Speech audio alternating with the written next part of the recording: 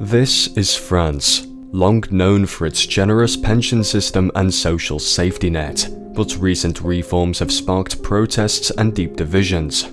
In this video, we explore the deep underlying issues that have fueled the protests, a possible dark reason behind the reform, and examine possible solutions for achieving a fair and sustainable pension system in France. So, a pension system is a way for people to save money throughout their working lives so that they can have a stable income when they retire and are no longer working. In France, like in many other countries, the government helps manage this pension system. However, the pension system in France was facing some financial problems because there were more retired people who needed money than there were working and paying into the system. This caused proposed changes to the country's pension system, which aimed to address the system's financial deficit and make it more sustainable for the future. Formerly in France, different professions have different rules for when they can retire and how much money they will receive from their pension. Some professions, like teachers or police officers, can retire earlier than others and still receive a good amount of money from their pension. This is because their jobs can be more physically or mentally demanding, and the government wants to make sure that they can retire earlier. However, the government proposed some changes to the pension system that would make it the same for everyone, regardless of what job they had. This would mean that everyone would have to work until the age of 64 to receive their full pension. Plus, the amount of money they would receive would be calculated using a points-based system. So, a points-based system is a way of calculating how much money someone will receive from their pension when they retire. Under the proposed changes to the pension system in France, everyone would receive points for every year that they worked. The more years someone worked, the more points they would accumulate. Once someone retires, the government would look at the number of points they accumulated and use a formula to calculate how much money they would receive from their pension. The formula would take into account the number of points someone has, the salary while they were working, and other factors like inflation. But where this points-based system would be the same for everyone, regardless of their profession, seems rather unfair. The idea behind this change, according to the French government, is to make the pension system more equal for everyone and to make sure that it can be sustainable in the long term. By having everyone retire at the same age and using the same points-based system, it would be easier for the government to manage and make sure everyone is treated fairly. However, some people in France did not agree with this change. They thought that certain professions, like teachers and police officers, deserve to retire earlier with more generous benefits because their jobs are more demanding.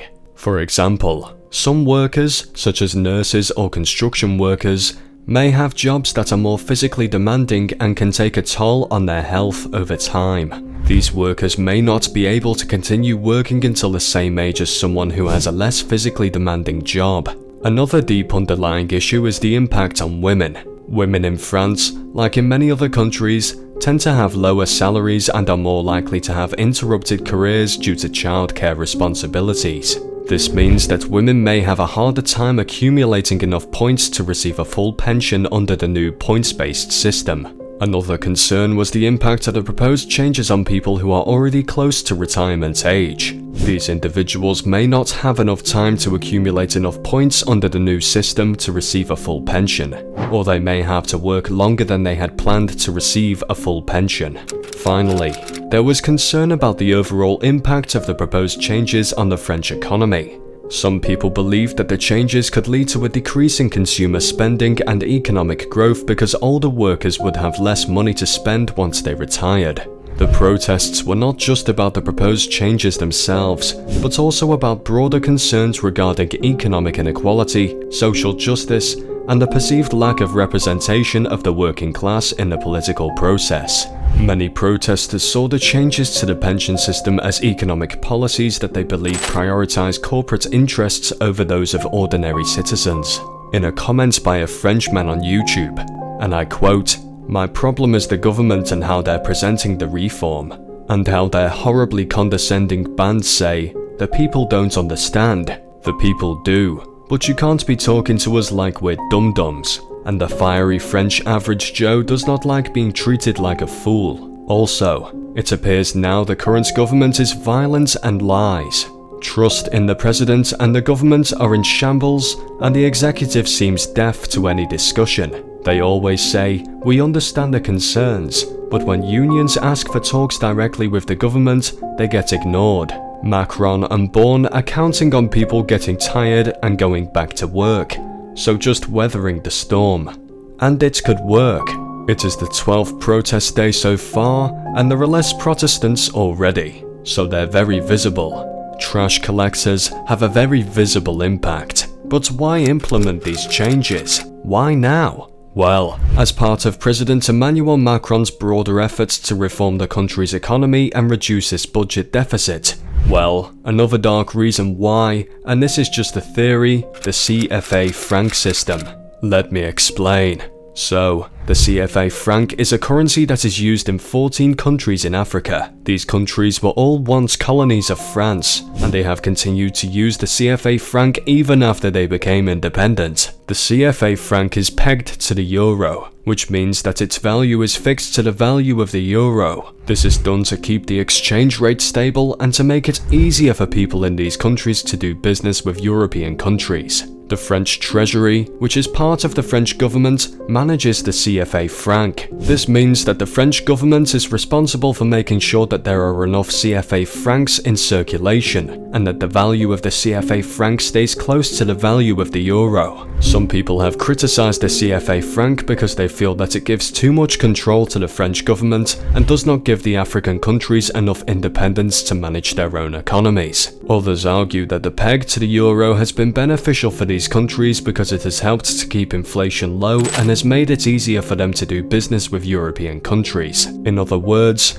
funneling money from francophone African countries. How does this affect the reform decision? In December 2019, the leaders of 8 West African countries announced plans to adopt a new common currency called the ECO to replace the CFA franc. However, the implementation of the ECO has been delayed, and it is not clear when or if it will be fully implemented. In January 2020, France and Ivory Coast announced a reform of the CFA franc system, renaming it to the ECO area and creating a new governance framework. Under the new system, the African countries using the CFA franc would no longer be required to deposit 50% of their foreign exchange reserves within the French Treasury, and France would no longer have a representative on the currency union's board. If that system is ending, France will suddenly be missing a huge source of money they've been pulling from. Additionally, the government suggests making other changes to the pension system, such as reducing benefits for certain groups of workers, including those in physically demanding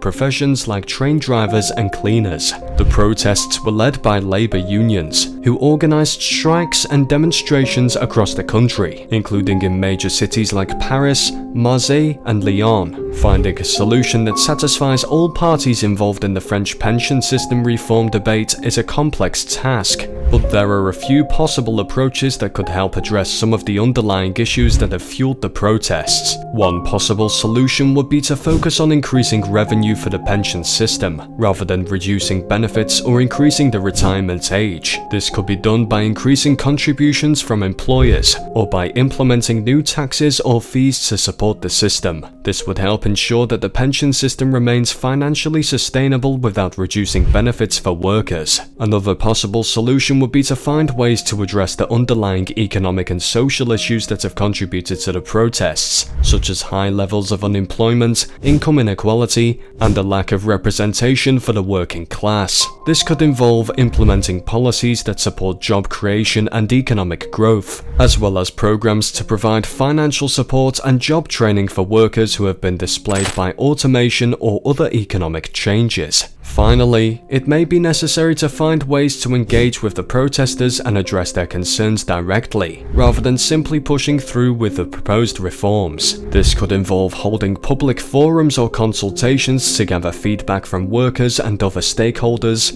and working collaboratively to find solutions that are acceptable to all parties. Ultimately, any solution to the French pension reform issue will need to balance the need for financial sustainability with the need for fairness and social justice for all workers. It will require a willingness to listen to diverse perspectives and work collaboratively to find creative and practical solutions that benefit everyone involved.